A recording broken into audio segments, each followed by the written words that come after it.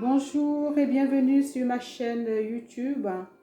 Abonnez-vous et surtout commentez, likez, partagez. La chaîne YouTube Rocher des Miracles, le plaisir de partager la parole de Dieu avec vous comme d'habitude. Soyez abondamment bénis et j'espère que la parole va vous imprégner et va vous habiter éternellement. Là où il y a le maître, là où est le maître, c'est là que je veux être. J'ai choisi les richesses éternelles. La rouille ne peut détruire, ou le voleur ne peut percer. Là où tu es, Seigneur, je serai ton serviteur. À tes pieds, je dépose ma vie. Maître, là où est le maître, c'est là que je veux être. J'ai déposé ma vie sur l'autel. Et oui, il n'y a que lui, oui. Ne faites pas l'erreur. Suivez où il y a le maître. Choisissez les trésors dans le ciel, bien-aimés dans le Seigneur. C'est pour ça que vous êtes là, que vous me regardez, n'est-ce pas? Pas d'erreur. Choisissons là où le maître. Là où il y aura le maître, j'y serai. J'ai choisi d'être avec lui. J'ai choisi les trésors éternels. Alléluia. Là où est le maître, c'est là que je veux être. Choisis les richesses éternelles. Là où la rouille ne peut détruire. Oui, c'est vrai, je confirme. Où le voleur ne peut percer. Non, avec lui, c'est la forteresse. Il est intouchable. À ses pieds, je dépose ma vie. Je lui donne tout. Je lui donne ma vie. Je lui donne ma maison. Je lui donne mes trésors. Je lui donne mes enfants. Parce que je sais qu'il va me les rendre en centuple. Seigneur de ma vie, j'ai déposé ma vie sur l'autel. Oui, là où il y a le maître. Là où il est le maître, là aussi il y aura son serviteur. J'ai choisi les trésors dans le ciel, alléluia. J'ai abandonné les choses temporaires de la terre. J'ai abandonné, Seigneur, j'ai abandonné pour toi, mon Dieu, mon roi. Merci, Seigneur. Merci de m'accepter, mon Dieu, mon roi, mon Père. Alléluia, alléluia, alléluia. Accepte, je te donne tout. J'ai choisi plus d'erreurs. Non, non, non, non, non. J'ai choisi mon Dieu, j'ai choisi Jésus. J'ai choisi les richesses, j'ai choisi les choses que je ne vois pas forcément, mais dont je crois. Il a dit, crois seulement. Tu n'as pas beaucoup de choses à faire, tu n'as pas trop d'efforts. Crois seulement et tu verras. Et la foi seulement. Alléluia. Alléluia. Alors, aujourd'hui, nous allons, tu changes de ma chérie. Aujourd'hui, nous allons parler d'un thème qui est assez extraordinaire. Bien-aimés dans le Seigneur, on va faire un bilan. Et on va faire un bilan pour savoir si on connaît vraiment Jésus. Connais-tu vraiment Jésus? La question, elle est là. Est-ce qu'on connaît vraiment Jésus? Moi, pendant longtemps, je pensais que je le connaissais. Bien-aimé dans le Seigneur, j'allais à l'église comme tout le monde. Je parlais de lui comme tout le monde. J'allais à l'église parce que les gens y allaient. Et j'allais même dans des sanctuaires. J'étais catholique. J'allais prier à la rue du Bac. Je suis allée à Lourdes. J'ai même aussi eu les chapelets. Alors, je pensais que j'avais rencontré Jésus. Mais non. Pendant des années, des dizaines, des vingtaines d'années, je ne me suis jamais arrêtée d'aller à l'église. C'est vrai que ce n'était pas assez fréquent. J'y allais pas tous les dimanches. Il y avait des moments où la foi baissait, je n'allais plus. Quand j'avais des obstacles dans ma vie, ça me décourageait très vite et j'y allais plus. Et après, je recommençais jusqu'à la prochaine obstacle. Et je pensais que je connaissais Jésus. Je parlais de Jésus à mes enfants. Je parlais de Dieu à mes enfants. Pendant longtemps, je les ai fait baptiser. Les enfants ils ont fait leur première communion. Alors, je cherchais Jésus. En fait, j'ai cherché Jésus pour prendre quelque chose. Je ne cherchais pas Jésus pour l'aimer simplement. Je ne cherchais pas Jésus parce que c'était le Fils de Dieu. Je ne cherchais pas le Seigneur Jésus parce que il faut l'adorer. Je ne cherchais pas Jésus parce que il a été envoyé tout simplement par son Père sur la croix pour nous délivrer. Je ne cherchais pas Jésus parce que il était saint, il était pur, il était juste. Il nous a beaucoup enseigné. Il nous a vraiment aimés d'un amour inconditionnel. Mais je cherchais Jésus parce que je voulais qu'il protège ma maison. Je voulais qu'il m'accorde beaucoup d'argent. Je voulais qu'il me donne beaucoup de choses de cette terre. Je voulais qu'il me donne que je sois toujours rayonnante pour mettre de belles robes, aller dans les soirées mondaines. J'ai cherché Jésus parce que je voulais être la plus belle. J'ai cherché Jésus parce que, oui, je voulais qu'il me donne, qu'il me donne, qu'il me donne, qu'il me donne. Alléluia. Mais la grâce de l'Éternel est venue sur moi, la grâce de Dieu. En le cherchant, en le cherchant, en le cherchant, en le cherchant, il s'est vraiment révélé à moi, bien-aimé. Et je me suis rendu compte que depuis tout ce temps, je ne l'avais pas vraiment rencontré. C'est pour ça que je demande à mon frère et ma sœur aujourd'hui, es-tu sûr de connaître Jésus? Parce que si tu connais Jésus, tu ne peux pas rester les bras croisés. Quand on connaît Jésus, on a envie de parler de lui du matin au soir. Quand on connaît Jésus, on a envie, il devient ta passion. Il passe avant toute chose. C'est pour ça que j'aimerais faire un petit bilan avec toi, bien-aimé dans le Seigneur.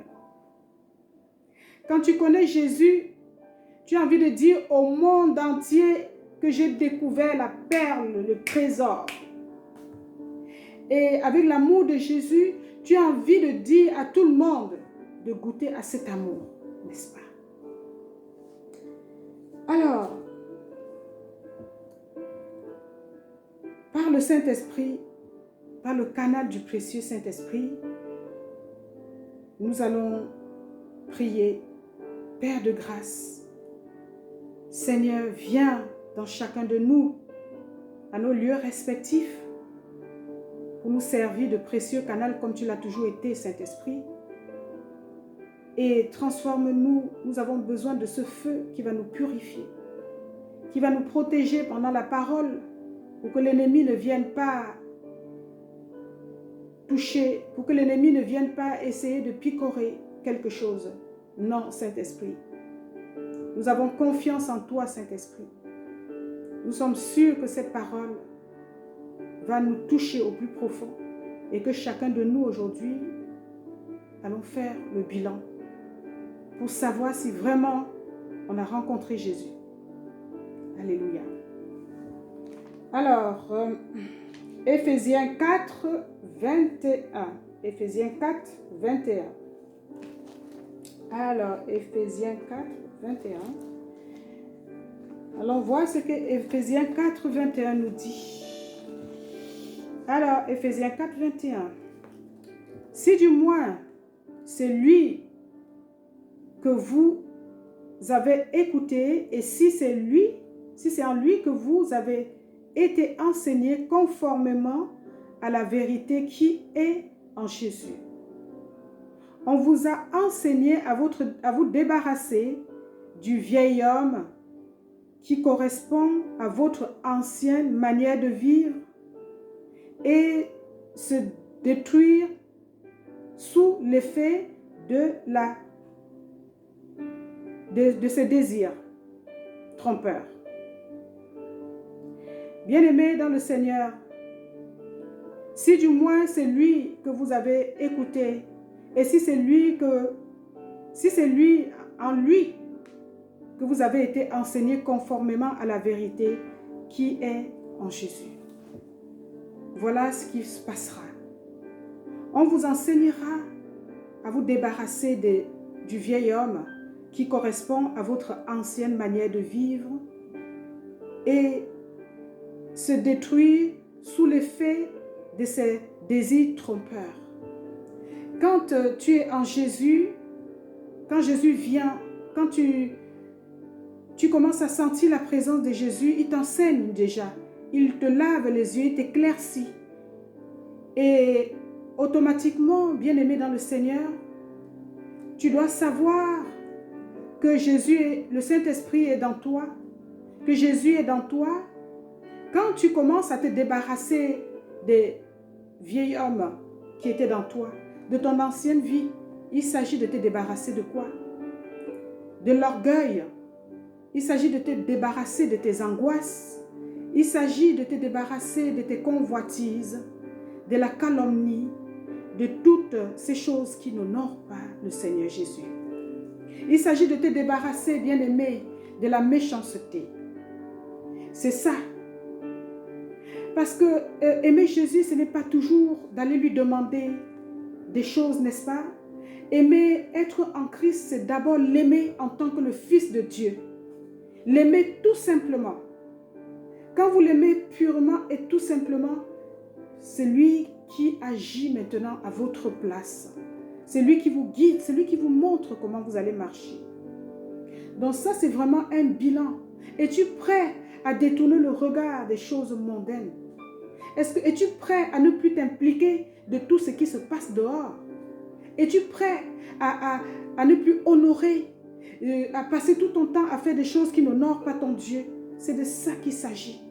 C'est de ça, se débarrasser de ces vieil homme et de se renouveler en Christ.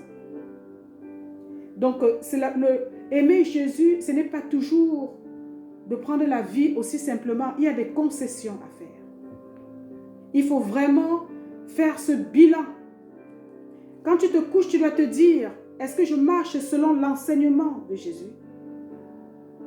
Vous laissez renouveler par l'Esprit dans votre intelligence et vous dans votre intelligence et vous revêtir de l'homme nouveau.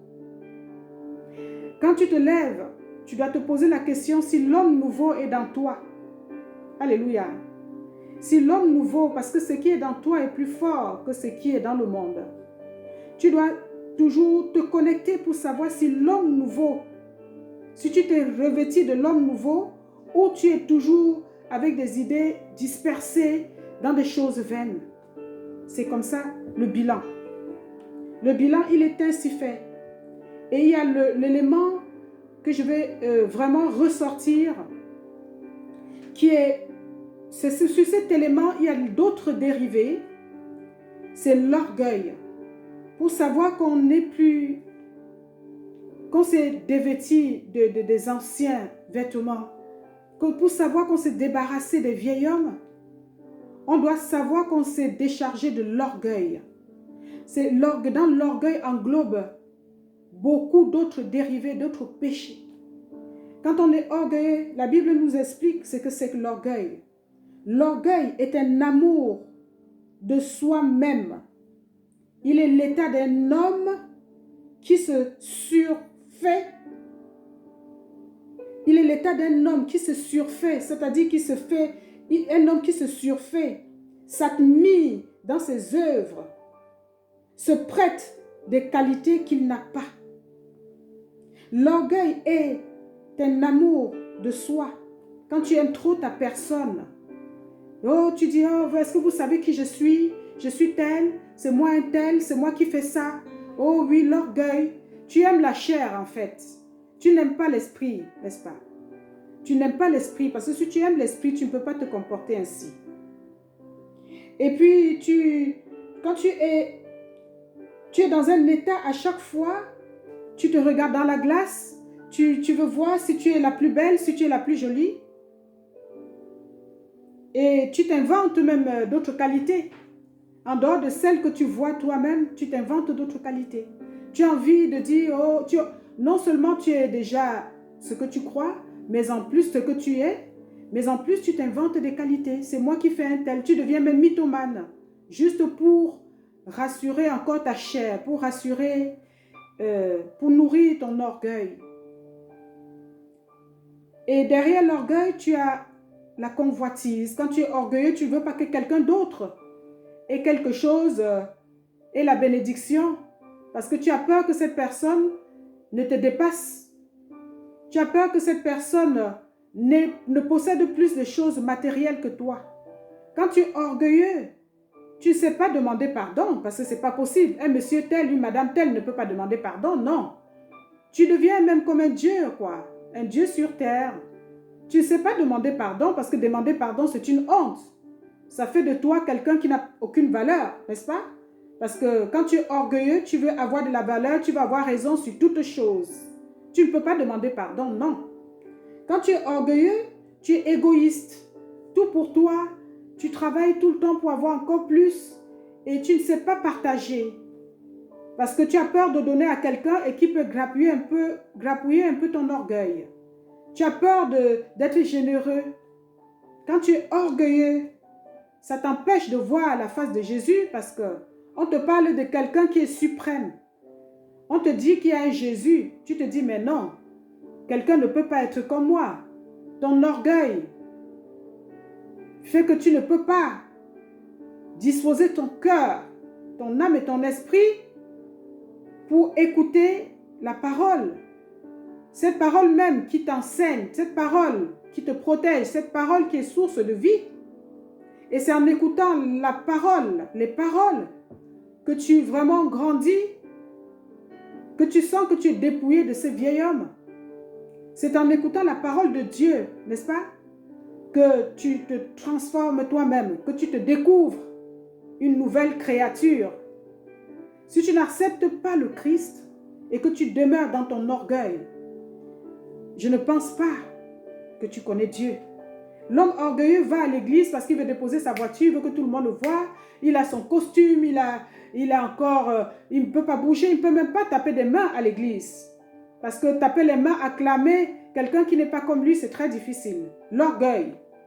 L'homme orgueilleux ne peut pas, par exemple, avoir de l'émotion quand il reçoit une parole et se mettre à genoux. Parce que c'est très difficile pour lui, un grand costume, un bel homme.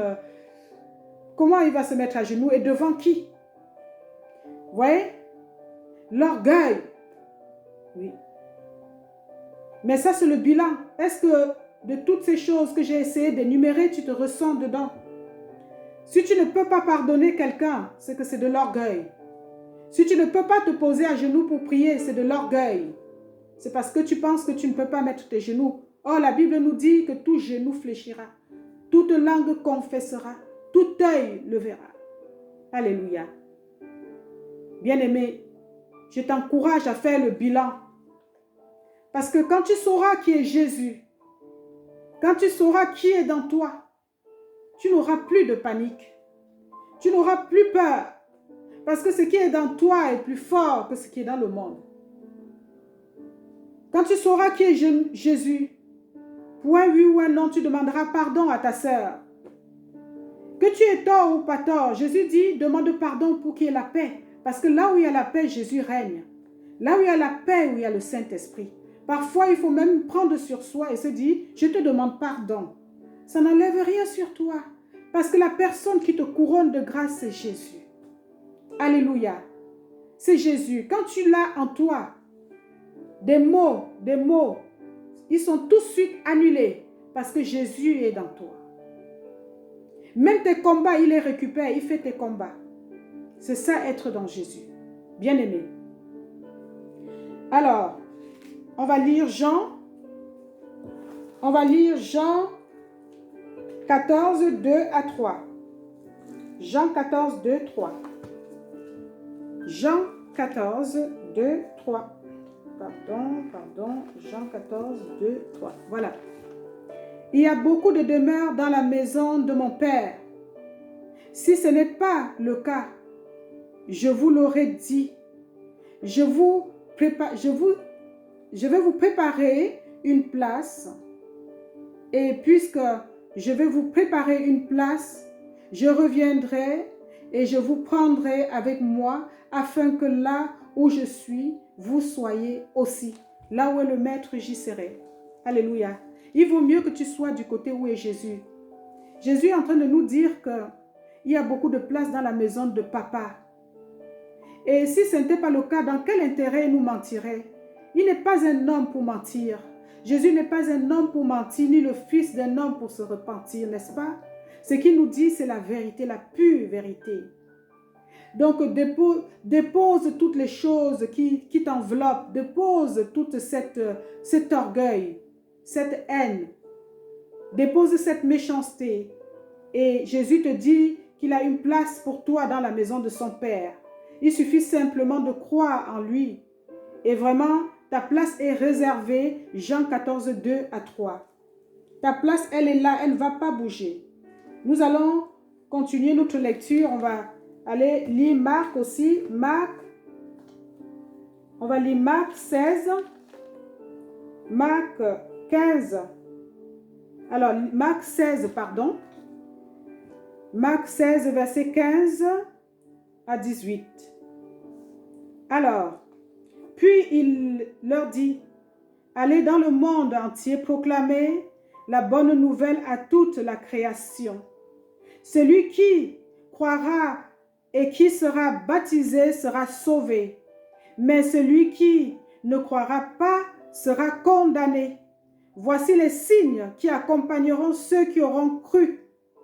En mon nom, ils pourront chasser les démons, parler de nouvelles langues, attraper les serpents, et s'ils boivent un breuvage mortel, celui-ci ne leur fera aucun mal. Ils poseront les mains sur les malades et ceux-ci seront guéris. Voilà la promesse de notre Seigneur.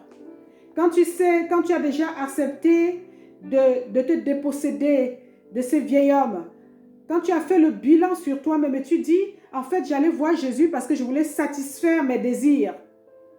Et maintenant, quand c'est le contraire, quand tu vas plutôt satisfaire le désir de Jésus, les choses se transforment. Je dis ceci, quand tu vas vers Jésus pour satisfaire tes besoins, tu n'auras que tes yeux pour pleurer parce que c'est inversement. C'est l'inverse qu'il faut faire. Il faut chercher Jésus pour l'aimer, pour l'adorer, pour lui donner sa place. Qu'il est le Fils de Dieu, notre Père créateur qui a fait toutes choses. En ce moment, il va envoyer l'Esprit Saint, n'est-ce pas? Quand tu acceptes Jésus comme Seigneur et Sauveur, tu vas avoir un baptême, tu vas être baptisé. Sous l'honneur. C'est comme le baptême, c'est prêter serment qu'à partir d'aujourd'hui, j'ai Jésus comme Seigneur, Sauveur et Maître. Et quand ça viendra de ton cœur, bien évidemment, parce que tu ne peux pas mentir Dieu. Tu ne peux pas le tromper. Il sait quand c'est sincère. Et la Bible nous dit qu'en partir de cet instant, tu seras une nouvelle créature, n'est-ce pas? Tu seras capable de marcher sur les serpents et les scorpions. Tu seras capable de parler seulement, de prier pour une personne et elle se réveille. À partir du moment où tu as vraiment accepté Jésus, il transforme ta vie. Ce qu'il fait et toi-même, à toi aussi, il te donne ce don. Il te donne le don de pouvoir imposer les mains sur les malades et ces malades guériront. Il te donne le don, n'est-ce pas, de pouvoir chasser les démons. Alléluia. Alors si tu peux chasser les démons pour les autres, eh bien, ça veut dire que le démon ne peut pas t'approcher.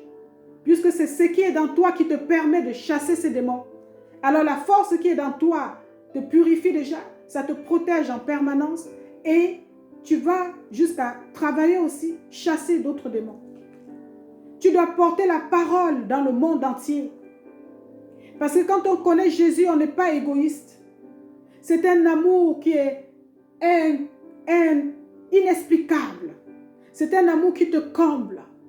Jésus est notre époux, à nous tous. Et un bon époux, qu'est-ce qu'on ne lui donnerait pas? On l'aime, n'est-ce pas? On est à ses pieds. On lui fait de bons repas. On porte des beaux vêtements pour lui plaire. On met des bons parfums pour qu'il sente cette bonne odeur. On fait tout pour que ton époux soit heureux. Tu dois aimer ton époux. Tu dois l'appeler chéri Jésus. Mon bébé Jésus. Alpha et l'oméga. Oui. Est-ce que, bien-aimé, quand tu fais le bilan, c'est comme ça que tu traites Jésus? Est-ce que quand dans ton bilan, tu es déjà arrivé au point où le Saint-Esprit te transforme, où tu ne veux plus sortir, tu n'as plus envie d'entendre quelque chose de dehors? Est-ce que tu es arrivé au point où toutes les 5 minutes, tu veux savoir où est la Bible? Est-ce que tu es arrivé au point où tu as envie de prier pour le monde entier, tu as envie de prier pour des amis, tu as envie de prier pour ta maison, tu as envie de prier pour Jésus, tu as envie de prier pour connaître le nom de Jésus? Est-ce que tu es arrivé au point où tu as envie de partager la parole tout le temps, tout le temps, tout le temps? Est-ce que tu es arrivé au point où tu as soif de Jésus? Est-ce que tu as soif de Jésus? Il a dit, toi qui as soif, vous qui me connaissez, vous qui avez soif, venez, venez à moi. Je ferai couler des fleuves d'eau vive sur ton sang. Alléluia. Viens à Jésus, il va te donner en abondance. Ça jaillit. Fais de lui tes délices en premier et il donnera ce que ton cœur désire. Oui, c'est ça. C'est ça connaître Jésus. C'est ça le connaître. Le psaume 27. On va prendre le psaume 27. Psaume 27, versets 3 à 4. Si une armée prend possession contre moi, mon cœur n'éprouve aucune crainte. Si une guerre s'élève contre moi, je reste malgré cela plein de confiance. Je demande à l'Éternel une chose que je désire ardemment. Je voudrais habiter toute ma vie dans la maison de l'Éternel pour contempler la beauté de l'Éternel et pour admirer son temple. Alléluia. Je ne demande qu'une seule chose, moi. C'est d'habiter dans la maison de l'Éternel. Je sais que ce chemin nous a été décrit comme un chemin qui est tortueux, comme un chemin plein, semé d'embûches. Mais je ne veux pas regarder ce chemin. Je vais viser une seule personne, le nom de Jésus. Je vais viser une seule personne, le sang de l'agneau, le nom de Jésus-Christ de Nazareth. Le nom même que quand tu as la chance de le prononcer, le nom qui bouleverse toutes choses, qui change tout. Je veux vivre dans la maison de Jésus. Plus rien ne m'intéresse. Quand tu fais ce bilan, et pour savoir si Jésus est rentré dans toi, dans ta maison, eh bien, tu vois que vraiment, tu ne peux plus te quitter, te séparer. La parole te nourrit. Je ne peux pas dire qu'au même titre que le caviar, mais plus. Ce que la parole te donne, c'est profond, ce n'est qu'entre Dieu et toi. Alléluia. Ce n'est qu'entre le Seigneur et toi. Alors, bien-aimé, cherche maintenant. Fais ton bilan tous les jours en lisant tous les versets que je t'ai donnés et ne nous mentons plus. N'allons pas chercher Dieu pour demander, je veux l'or, je veux le diamant, je veux le trésor, je veux... Non. Tu vas mourir et laisser toutes ces choses-là. Mais cherche Dieu par reconnaissance. Cherche Dieu parce que sans lui, tu ne peux pas vivre. Il a voulu que tu sois là aujourd'hui. Quand tu te lèves, rends grâce. Alléluia. Dis merci, merci, merci Seigneur, merci. Quand tu as accepté le Seigneur Jésus comme Seigneur, Sauveur et Maître, il y a des mots qui reviennent souvent. Merci, merci Seigneur, pardon, pardon Seigneur, pardon mon frère, pardon ma soeur, merci ma soeur, merci, merci, je te demande pardon Seigneur, je t'aime, je t'aime. Ça c'est les mots pour ceux qui connaissent le nom de Jésus. Je t'aime Jésus, je t'aime ma fille, je t'aime mon bébé, je te demande pardon. Merci Seigneur, merci Seigneur, merci Seigneur. Chaque fois que tu dis merci Seigneur, il multiplie ses grâces. À chaque fois que tu contemples ses bienfaits, il t'honore. Il te donne même au-delà de ce que tu peux imaginer. Donc si tu es encore à ne pas pouvoir demander pardon à des gens, si tu es encore à t'intéresser aux choses de ce monde où tu investis tout ton temps, non. Quand tu connais le nom de Jésus, tu dis merci. Merci Seigneur. Où est-ce que je peux faire du bien? Qu'est-ce que je peux faire pour donner le sourire à une personne? Qu'est-ce que je peux apporter à une veuve? Qu'est-ce que je peux apporter dans la vie d'une personne qui souffre? Qu'est-ce que je peux faire? Parce que je sais que ça, c'est des choses, autant de choses qui honorent mon Dieu. C'est un Dieu de compassion. C'est un Dieu qui est juste. Il est fidèle. Et il veut que nous marchions comme lui. Parce que si on marchait comme lui, personne ne serait malheureux. Personne. Il y aurait l'équilibre, n'est-ce pas? Ça va faire en sorte qu'il n'y ait plus de hauts et de bas, des gens qui se croient supérieurs. Ça va être un peu comme cette maladie de Covid-19. Face à cette maladie, nous sommes tous égaux. Nous sommes tous cachés. Et alors quand le Seigneur vient pour la protection, il protège tous ses enfants. Alléluia. Il ne connaît pas les supérieurs, il ne connaît pas les moins. L'orgueil. Quand tu connais Jésus, tu te dis je t'aime, je t'aime, je t'aime, je t'aime. Alléluia. Merci Seigneur. Prions notre Dieu. Nous voulons te faire le bilan. Nous voulons se rapprocher de toi et te dire je t'aime. Et te dire que tu es le seul, tu es l'unique Dieu. Nous voulons te demander pardon à chaque fois. Nous voulons nous attacher à ta parole éternellement. Pour l'éternité, sois glorifié encore Seigneur. Merci pour ce moment fabuleux.